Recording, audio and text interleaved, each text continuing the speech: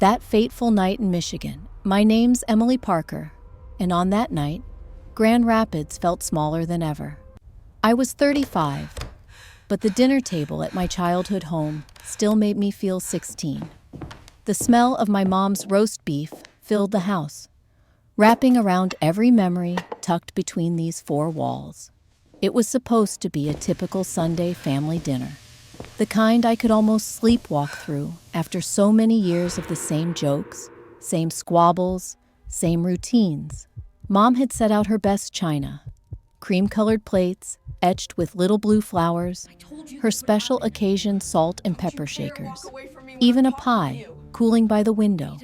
My dad, Stephen, always sat at the head, king of his castle, surveying the table with tired but proud eyes. There was my brother, Jack, lounging with his elbows on the table, like he owned the place, and his wife, Leslie, sparkling and poised as always. But the air was off that night, thicker than usual, tense with words unsaid. Mom busied herself with the rolls. I tried to focus on my plate, hoping no one would notice the way my fork trembled. I'd worked overtime that week, again, to cover the latest home repairs and the electric bill. But the exhaustion resting behind my eyes ran deeper than any long shift.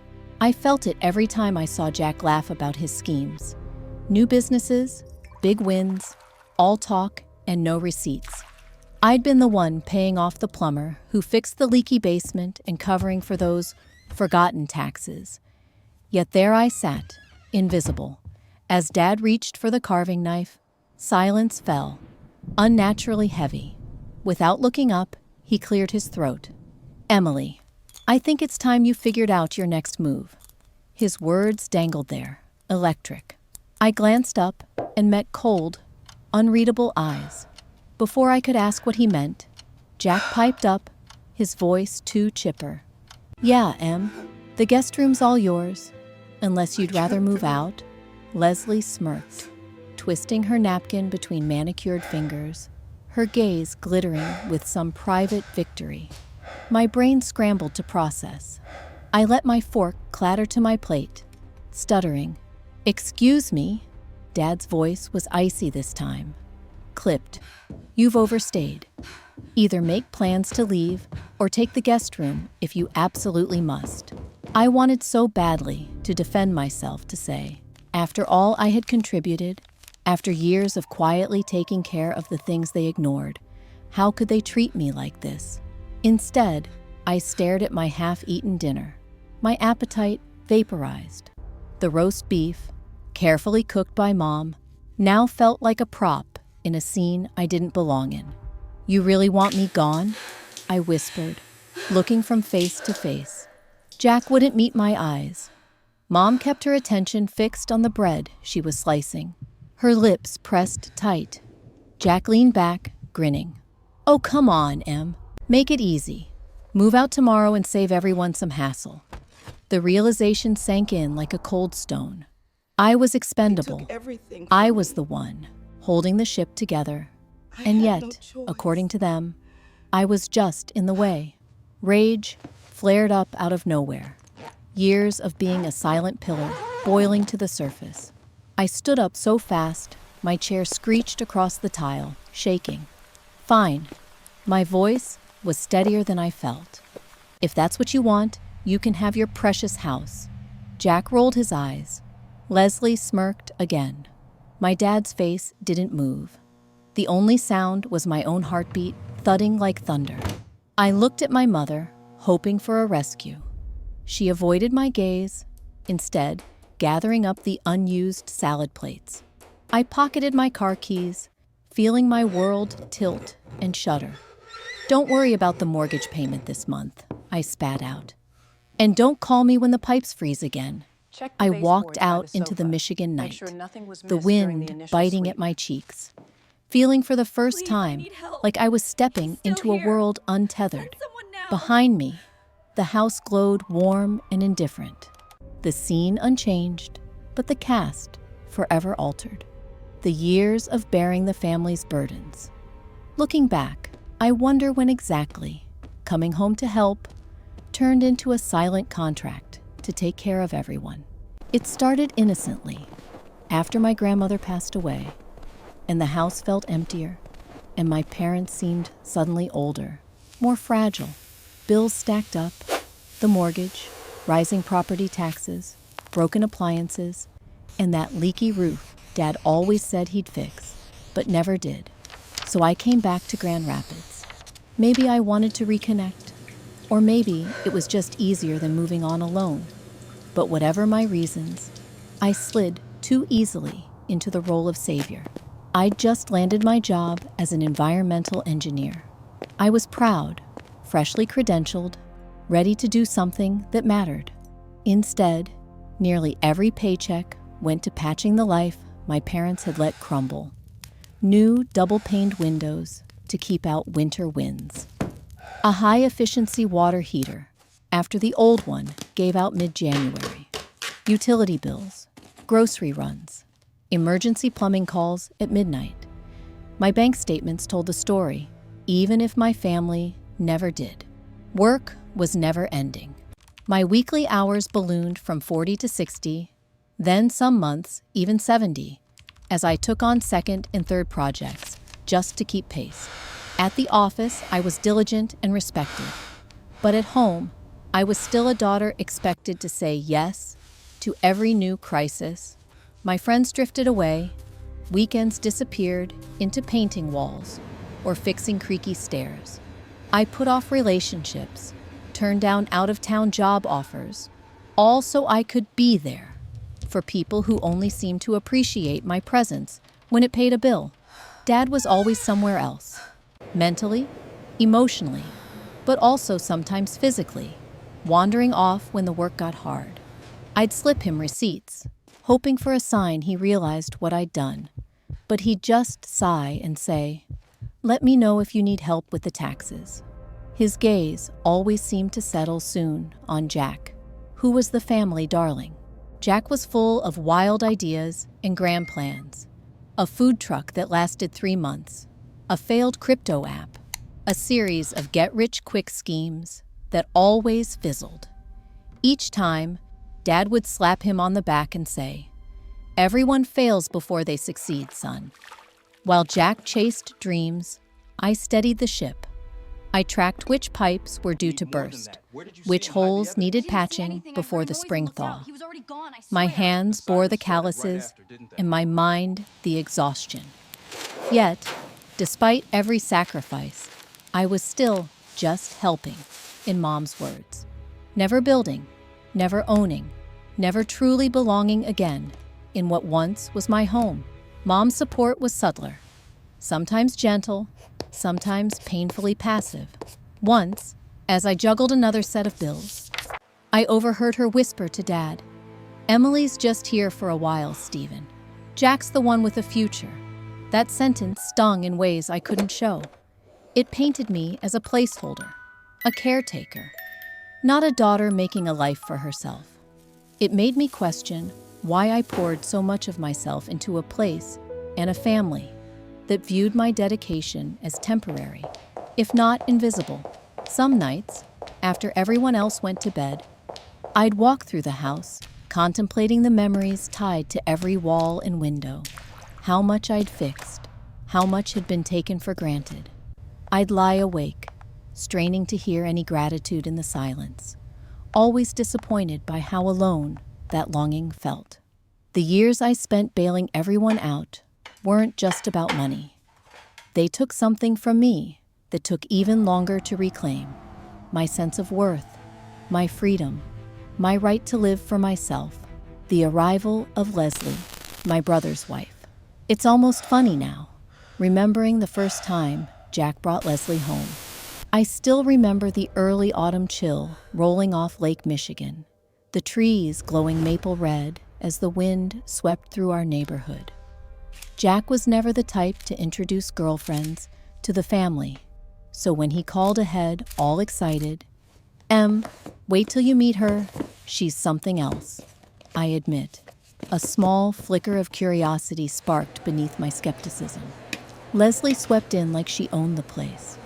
A whirlwind of perfume, laughter, and fashion that seemed plucked straight from a downtown Chicago runway. Her SUV gleamed in our cracked driveway. I watched her emerge, heels clicking against the concrete, a designer tote on one arm, sunglasses perched perfectly atop her blonde hair.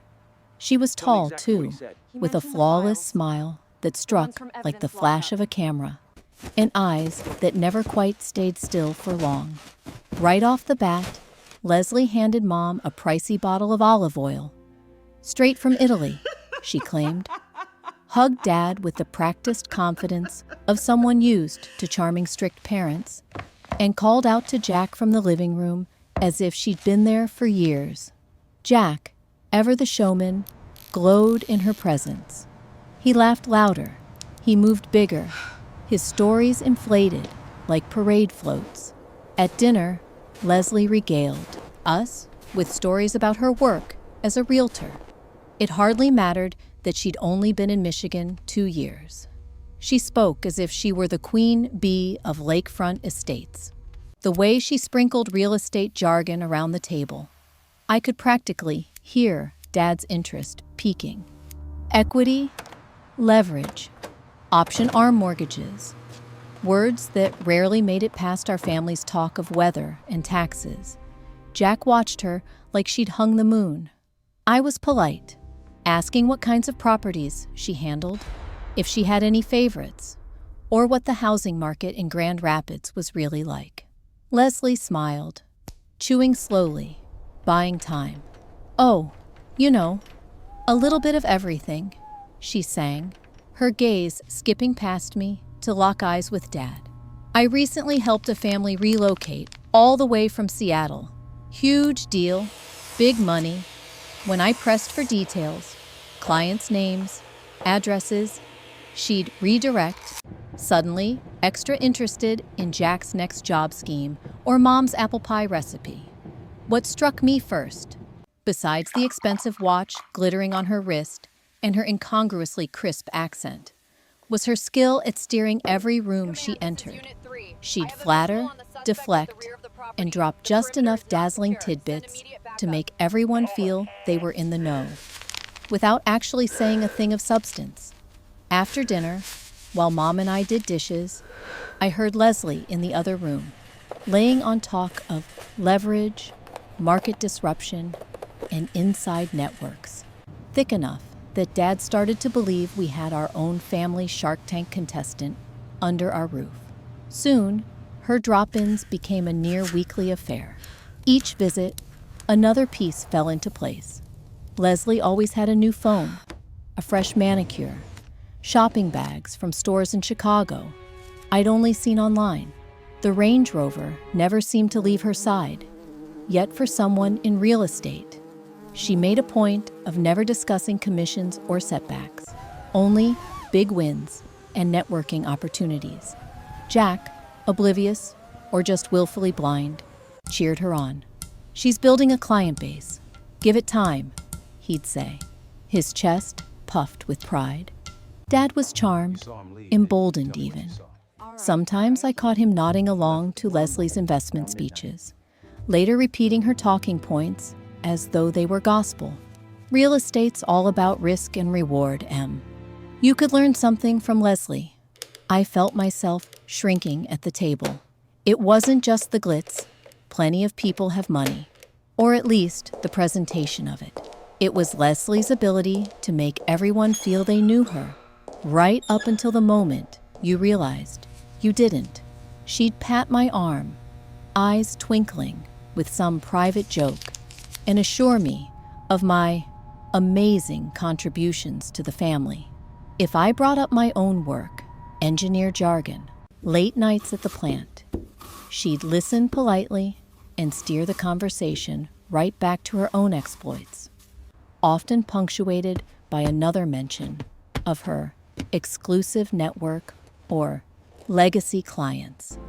My initial curiosity curdled into suspicion the day she borrowed my car under the guise of showing a lakefront property and returned hours late, Starbucks cup in hand, laughing off the overflowing meter ticket tucked behind my windshield wiper.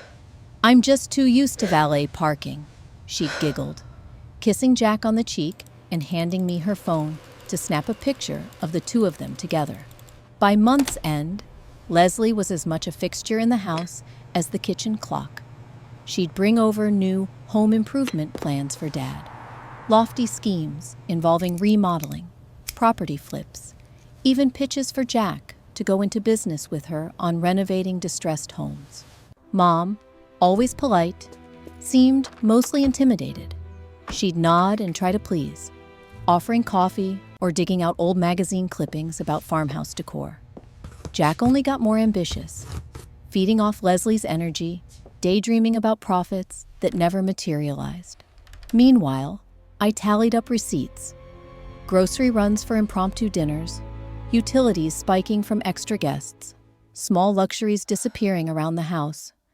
Leslie started nudging for space, hinting that Jack and she might move in just while they get on their feet. When Dad seemed receptive, a cold panic pooled in my stomach. Suddenly, all those hours covering expenses, the late nights patching pipes and scrubbing mold, felt precarious, like a fragile scaffolding only I noticed, while they built castles in the air. Still, Leslie's charm seemed bulletproof, even on nights when I watched her surreptitiously slide my favorite mug into her purse. It's cute, I just have to find one for myself. Or drop hints about financial tools that sounded suspiciously like leveraging equity against the house. The family pressed closer to her. My warnings, gently placed at first, then gradually sharper, were brushed aside. Don't be so cynical, Em, Mom said once, lips tight. She's just ambitious. Looking back, I'm still stunned by how easily she moved through our lives, shifting power with a compliment, making herself indispensable, while somehow pushing me to the margins. I stopped expecting gratitude from Jack or understanding from my parents. With every dinner toast and every new investment idea, Leslie was building something, all right. I just couldn't figure out yet whether she was planning a palace or laying the foundation for a disaster only I could see coming the day everything fell apart. It was a Tuesday evening that Michigan, wind howling as if warning me. I'd barely finished microwaving leftovers in my apartment when my phone started ringing, Mom's name flashing on the screen. I hesitated, dread settling in my stomach. For weeks since I moved out, calls had been tense, clipped, little more than quick check-ins. Tonight, though, the tone was frantic. My mother's voice tight, trying to sound normal, but Justin's shouts echoing in the background. Emily, honey, can you come by? There's trouble with the house. Her words tumbled over themselves. She barely finished her sentence before Justin's voice broke in, louder. Tell her to hurry up, Mom. Heart pounding, I drove through the patchwork of early spring puddles toward the house I'd just left behind. My hands gripped the steering wheel, mind racing through every worst-case scenario. Had there been an accident? Did Dad finally have that heart attack his doctor kept warning him about?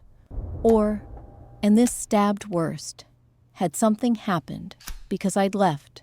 Some bill unpaid or pipe burst? The moment I pulled up, I knew something was wrong. Leslie's luxury SUV was parked at a hard angle, doors hanging open as if whoever'd parked it couldn't be bothered to finish the job.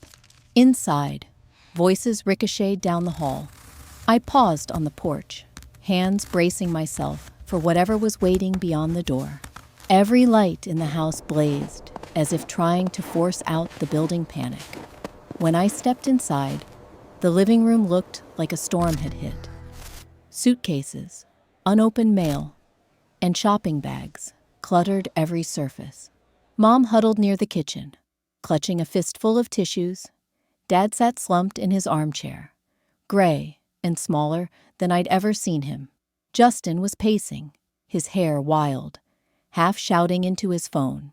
Leslie, as always, looked perfectly composed, her arms folded, her expression carved from marble. "What happened?" My voice was sharper than I meant. No one answered at first. Finally, Dad looked up, his eyes glassy. "The bank called. The mortgage is in default. Apparently, there's a second loan on the house. And our account's been..." He stopped, throat working, unable to finish. I was numb, but not surprised. The warning signs had been there for months. Late notices, financial statements my father had started hiding, Leslie whispering about cash flow management and short-term risk. Still, seeing my family so shaken was something else. Justin finally snapped his phone shut and turned to me, his face blotchy. "You have to help us, Em. The bank's threatening foreclosure. They're saying it's criminal, something about fraud. You can talk to them, right? You can fix this." My chest tightened. I set my purse down and tried to collect my thoughts. "Start at the beginning," I said, voice low. "What did the bank say, exactly?" Mom tried to answer, but dissolved into tears. Leslie crossed her arms and cut in, tone brittle. "Somebody must have made a mistake at the bank, or one of Dad's business partners pulled something. I handled a few things for Jack. Just ran some paperwork. It's not that big of a deal." But I could see the tremor in her voice. Dad handed me a stack of letters, bank notices, legal warnings, new mortgage documents bearing a signature I instantly recognized as Leslie's. The numbers were horrifying. Hundreds of thousands owed, all transferred out through accounts I'd never seen. "Leslie said this was just bridging until the market picked up," Dad explained, his voice as fragile as old glass. "She said we'd double our investment." A deep, cold anger sparked in my gut. "Have you checked the savings account?" I asked. Justin shrugged, gesturing helplessly. "Gone. She needed it for a closing. She said it'd come back double, Emily." My hands shook as I flipped through the paperwork. Some documents were fakes, digital signatures forged. Mom sobbed in the background, hugging herself at the corner of the couch. Leslie's mask cracked for a moment. She glared at me, then at the ground. "This family would be nowhere without me. You think you're better? At least I tried to." Something snapped. "You tried to." There was a crashing sound. Justin flung a lamp across the room, glass shattering against the wall. "You've ruined us," he yelled at Leslie. "Everything I worked for, everything Mom and Dad built, it's all gone." For the first time, Leslie looked trapped, shrinking into herself as everyone finally saw the scope of what she'd done. I looked at my parents, at Justin, and felt both heartbreak and relief. There would be tears, maybe even police, but there was nothing left for me to save, nothing except myself. The chaos bled into the night. The police arrived just after 10, flashlights sweeping the porch as investigators asked for bank statements and questioned Leslie. She barely responded, perfect posture wilting as the gravity of her actions caught up at last. I stayed through the night to help my mom face the barrage of bank calls and investigators' questions, the reality settling over us like a heavy, permanent fog. By dawn, Leslie was gone, her SUV missing from the driveway, her closet emptied, her wedding ring left behind on the bathroom counter. Doctor, hold The on. sun rose over a new reality. Are you Dr. The Evans? house was lost, I need information on the your savings patient. gone, and my family, once so blind to warning signs, finally forced to see each other as we truly were. I walked out that morning exhausted, bags under my eyes, the Michigan spring somehow colder than when the whole night began. But for the first time, I felt the burden lifting, the first light of freedom edging over the horizon as I left the house behind. For good, a new life and unveiling of the truths. The first few days in my new apartment felt surreal, like I was walking through someone else's half-finished dream. Gone were the creaks and groans of my parents' old house, or the weight of a family's silent expectations pressing down on me. The building wasn't glamorous. You could hear the neighbors' televisions echo late at night, and the elevator shuddered every time it started up. Still, it was mine. Sunlight streamed in through the kitchen window as I unpacked my meager boxes, aware with every item, my own coffee maker, thrifted towels, stacks of engineering, reports for a new project, that I wasn't anyone's backup plan anymore. For the first time in years, I didn't have to validate a single purchase or explain why I was working late. The relief was electrifying and terrifying. At first, every ring of my phone made my stomach twist. I expected guilt trips or desperate demands from home. But mostly, there was silence. My parents reached out once in a while. Tentative, clipped calls that tiptoed around the obvious elephant in the room. My brother Jack messaged only when Leslie needed help moving something or making a technical call. Each time, I weighed the urge to dive back in and play the old savior role versus the new boundaries I was struggling to build. That changed on a Wednesday afternoon. I was in the middle of a data analysis report, my mind only half on the charts in front of me, when my phone buzzed with an unknown number. On the other end was Kyle, an old classmate who'd ended up selling homes all over Michigan. His voice was tight, hesitant. "Emily, listen, I heard something about your sister-in-law. It's all rumors right now, but you should be careful. There's talk she's involved in some ugly business with fake sales and forged documents." My heart raced. By the time I ended the call, my mind was already hunched over old receipts, replaying every weird vibe and missing detail Leslie had left behind. A few quick searches confirmed Kyle's whispers, a couple of hushed complaints, lawsuit mentions, and nothing concrete, but a picture unfolding at the edges. I froze. Had my family even known? Did Jack understand? Or was he just dazzled, like always, by promises and potential? I texted my mom, choosing my words carefully. "Have you or Dad checked into some of Leslie's real estate deals? There are rumors about her company. I'm worried." The reply, when it came, was as cold and abrupt as the Michigan wind. "Stop digging, Emily. We don't need the stress. Leslie's done more for this family than you realize." The sting of that message echoed through my empty apartment. For years, every crisis was handed to me like an unspoken command. Emily will handle it because she always does. Now, when I was pointing to a real threat, they shut the door in my face. I should have felt relief. The burden was no longer mine. Instead, I felt an unfamiliar mixture of sadness and anger. All those years of invisible labor, gone, replaced by suspicion and defensiveness. I pressed on with my life, forcing myself back into the rhythm of work and, at Gloria's urging, life outside it. Gloria was tireless. She signed us up for yoga, roped me into Saturday brunches at new cafes, and dragged me to a trivia night where, for a couple of hours, I was just Emily, not the exhausted daughter or passed-over sister. I clung to these little freedoms fiercely, reopening parts of myself that had rusted shut from years of neglect. Still, I couldn't shake what Kyle had said. Night, I'd scroll through legal sites and local news, piecing together complaints from distraught families that mirrored what I suspected in my bones was happening at home. Sometimes, I'd draft angry emails to my parents, listing all the red flags, every missing dollar, all the times Jack and Leslie had let someone else foot the bill.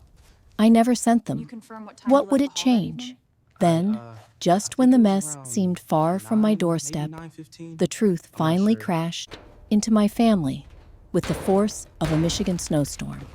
The bank called, The investigators came. My parents' house, the one I'd practically rebuilt, was on the verge of foreclosure. Jack's world collapsed. Leslie was nowhere to be found. In the weeks that followed, the story poured out piece by piece. How Leslie had mortgaged the house without my dad fully understanding the paperwork and funneled the money through shell companies. How the savings Mom tucked away was siphoned to cover debts Leslie racked up with forged documents and fake clients.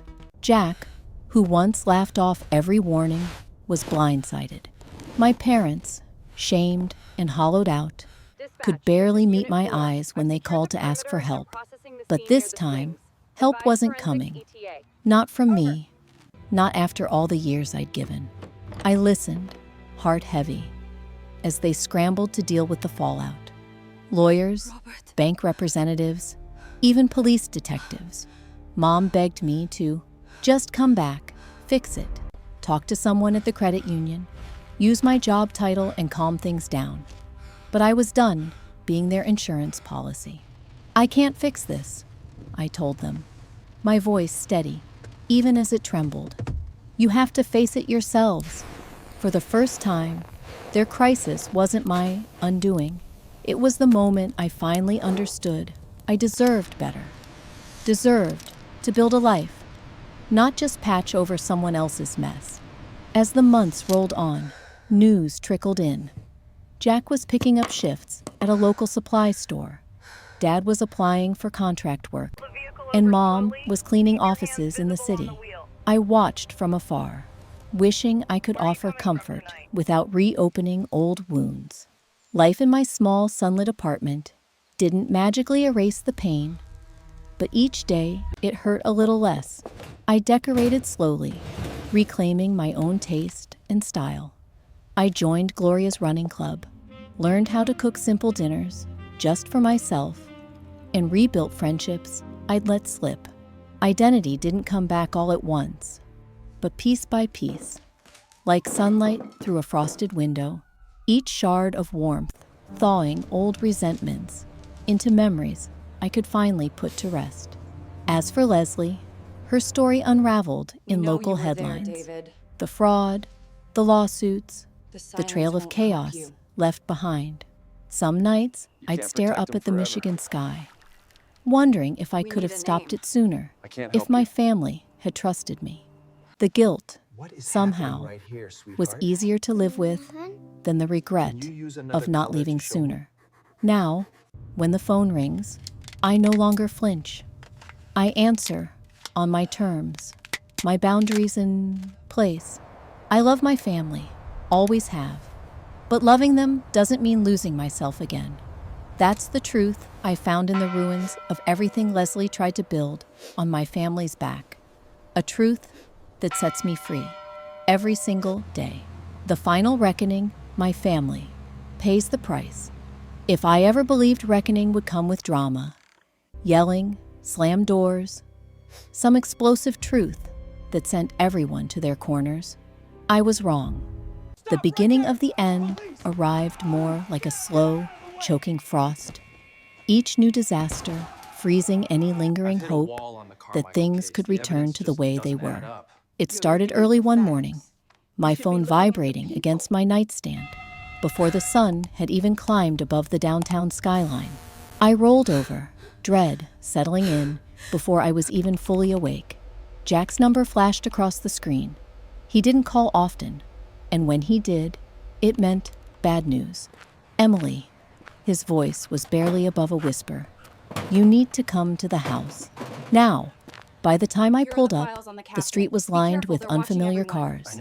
An unmarked sedan, the dull blue of a city vehicle parked on our ragged curb. The house looked hunched, smaller than ever. Out front, Mom stood rigid in a thin housecoat, clutching herself against the Michigan cold. She avoided my eyes as I came up the walk, lips pressed into a single, angry line. Inside, the detectives had spread out, taking up space and air with their notepads in low whispers. One stood by the mantel, flipping slowly through stacks of legal folders. Another, a middle-aged woman with sharp, tired eyes, sat opposite Dad at the dining room table. Dad looked as though he'd shrunk overnight, clutching a mug of coffee in both hands, like it would anchor him to the room. "You, Emily Parker?" the sharp-eyed detective asked, without looking up. "Yeah, what's going on?" My voice sounded steadier than I felt. She sighed, closed her notebook, and finally met my gaze. "We're investigating fraud, Miss Parker. There are several loans taken out against this property. More than your father claimed to know about. Payments were being made with funds that have since vanished." The room seemed to tilt for a moment, the air thick with fear, anger, and the betrayals of 100 little choices. I saw the stacks of unopened mail, bills, foreclosure warnings, official-looking envelopes, all marked urgent. Jack was pacing, talking a mile a minute. "I didn't sign anything. Leslie handled it. She said she needed my signature for a home improvement grant." It was a stack of documents the size of a phone book. I barely read the first page. She swore she knew what she was doing. The detective's frown deepened. She asked for my ID, then waved over another officer. The rest of it felt like a blur. The police cataloging every shred of paperwork, inventories of what was missing. Questions about Leslie that sent Mom back into silent tears at the end of the couch. Leslie, of course, was gone. She'd left her wedding ring on the bathroom sink and the door to the master bedroom wide open, as if she'd escaped through the walls themselves. The luxury SUV was missing, later found abandoned outside a pawn shop on the edge of town. Her phone, her clothes, all the shiny accessories she'd used to dazzle everyone had vanished into thin air. It took less than 24 hours for the financial reality to come crashing down. There was no saving the house. The bank wasn't going to renegotiate. Dad, stubborn even in defeat, tried to argue with the officers, blaming paperwork confusion and misunderstandings. But his voice cracked under the weight of what he couldn't say aloud. He'd trusted the wrong people, and now everyone was paying the price. Mom clung to me, begging between tears. "Can you just talk to someone, Em? You know how to handle these things. Maybe it's not too late. Maybe." My hands shook, but I stood my ground. "I can't fix this time." The words felt like lead, painful, certain, and finally true. For years, every crisis, every debt, every emotional blow had landed on my back because I'd let it. I realized in that moment that if I rescued them again, I'd never be free. Faces came and went from the house that day. Bankers, more police, even a woman from adult services asking about Mom's mental state. Jack raged about the mortgage, alternately in shock and denial. Dad locked himself in the den, refusing to see anyone. The detectives finished their interviews and left with boxes of documents. When they were gone, the house was silent in a way I'd never experienced. Not the silence of peace, but of defeat. That first night, I lay awake in my apartment, staring at the ceiling, reliving everything in a tangle of shame, anger, and relief. The life I'd spent so long holding together had unraveled for good. For years, I'd carried them all, paying bills, covering mistakes, stitching up fractures they refused to see. Now, the final break had come, and I was on the outside looking in, powerless. But suddenly, impossibly, lighter than before. As weeks passed, the fallout became my family's new reality. The home I'd tried desperately to save was auctioned at a public sale. My parents moved into a rented duplex on the city's edge. Jack, shell-shocked and broke, bounced between temp jobs and spare rooms. Old friends called, offering hollow comfort or asking for the real story. I found myself unable to muster more than a dry, "I had to let it go." Sometimes I visited Mom and Dad. Sometimes I didn't. The visits were short, awkward. Dad shuffled through paperwork, Mom offered tea, and blinked back tears when she thought I wasn't looking. I started to realize that, in losing everything, they were finally forced to see themselves and each other for who they really were, not the victims of some outside disaster, but the architects of their own downfall. Jack, for the first time, cleaned up after himself. Dad apologized for old wounds, and sometimes nothing at all. We learned painfully how to be a family again, not in redistributing burdens, but one learning about boundaries the hard way. Was there forgiveness? Maybe. Some days, there was only distance. But for all the pain, that final reckoning was necessary. Without it, we would have all been doomed to repeat the cycle. Me, forever the safety net. Them, always falling, never learning how to stand on their own. Stepping out of the shadow of the past and finding the light.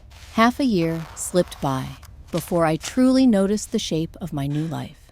Each morning in my small apartment, sunlight poured through the slatted blinds, draping over the mismatched couch and scattering gold across the photographs I'd tacked to the wall. Gone was the heaviness, a sort of phantom ache of my old responsibilities. The air felt lighter, the colors in my world brighter. As crazy as it sounds, sometimes I'd stand by the kitchen window, toast in one hand and coffee in the other, surprised that the only voice I heard was my own, and not the endless litany of my family's needs. Lisa was my anchor as the weeks tumbled ahead. She'd swooped into my orbit with her usual persistence. Weekday check-ins, invitations to try new yoga studios, and no-nonsense reminders that self-pity had an expiration date. "You're fierce," she'd say, squeezing my arm. "Stop apologizing for breathing your own air." My job had shifted too. Months ago, I'd thrown myself at work as an escape, always the first in, the last to leave, picking up extra contracts to deaden the sense of failure that followed me. Now, with the weight gone, I found space to be curious again. I asked for more ambitious projects, challenged my own routines, and let myself feel pride that was just for me, not a currency to bargain for my family's approval. My boss noticed, subtly at first, then in a glowing annual review, and the gentle inquiry if I would consider mentoring new hires. For the first time in forever, I didn't feel like an imposter in my own career. Home, if I could call it that, wasn't much. A secondhand rug, a chipped blue mug, thrift store lamps, but every item, every photo, and handwritten sticky note was mine. There was no, "Emily, have you seen my socks?" or "Can you pay the water bill?" Just silence. Or the playlist I carefully curated for each mood. When the urge to check in on my parents or Jack washed over me, I'd force myself to breathe, to trust that they'd find their own way through the rubble. Sometimes I missed them with an intensity that ached. Sometimes I was just relieved. The first true test came one gray Tuesday. Rain pelting the city and cold creeping under my door. My mother called, her voice small and tight, asking if I could loan them a little for groceries, just until payday. The reflex to say yes, to swoop in and fix the latest crisis, surged within me. My hand trembled as I replied softly, "I'm sorry, Mom, I can't." Silence followed. Not anger, not argument, just the reality of a new boundary falling quietly into place. When I hung up, I sobbed, shaking, guttural tears. But I didn't take it back. Slowly, my old family life faded. I sent polite messages for birthdays and holidays. Sometimes Jack tried to rope me into complaints about his temp jobs or rants about the unfairness of what Leslie had done. I listened when I could, but set limits. "I hope you figure it out, Jack. I can't help with that anymore." With every repetition, I felt myself healing, growing into the space I'd cleared for myself. Lisa and I made Saturday mornings our ritual. Coffee downtown, a run through Riverside Park, or lazy movie marathons sprawled on my new couch. She'd urge me to date again, to embrace the messiness and joy of living for myself. Sometimes we'd laugh about the tiny victories, fixing my own heater, cooking a real meal without burning it, managing my money for nothing and no one but me. The emptiness left behind wasn't loneliness after all. It was possibility. I'd always thought that freedom was a sharp knife, a clean, painful severing.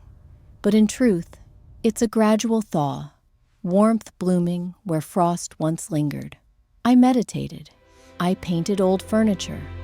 I called college friends I'd lost in the shuffle of caretaking and let them see the new, unguarded Emily. The news about Leslie came sporadically, mostly third hand. She'd been named in lawsuits across 2 states, under investigation for fraud. When a journalist called, seeking a quote from the victim's family, I let it go to voicemail. I felt sadness, anger, and, strangest of all, gratitude. If not for Leslie's havoc, I might never have left. The pain she'd caused forced the illusion of family unity to shatter, making way for something honest and raw. The knowledge that I was not responsible for saving anyone but myself. There it is. One day, I ran into my mother at the supermarket. She looked luminol older, reaction is strong more here. fragile, but there was a truce in her eyes I hadn't seen before. We spoke for a few minutes about work, her health, the weather. She didn't ask me for anything. As I hugged her goodbye, I realized the fear was gone. I was simply a daughter, with boundaries, with a life apart. By summer, I'd stopped waiting for apologies that would never come. My family would heal, or not, in their own way. Some wounds would ache forever, but I no longer saw myself as their bandage. Instead, I woke up each morning and chose myself, chose work, laughter, solitude, and hope. Some nights, as the city lights flickered outside my window, I'd feel that old ache shadowing the edges of joy. But I understood now that healing doesn't mean forgetting. It means loving yourself enough to walk forward, even as the past tugs at your heels. So, I water my plants, RSVP, yes, to after-work drinks, and dream, for the first time, of a future entirely my own. Beyond the haunted memories and all that was lost, I have found something no one can steal: the quiet flame of resilience, the courage to say no, and the power, at last, to live for me.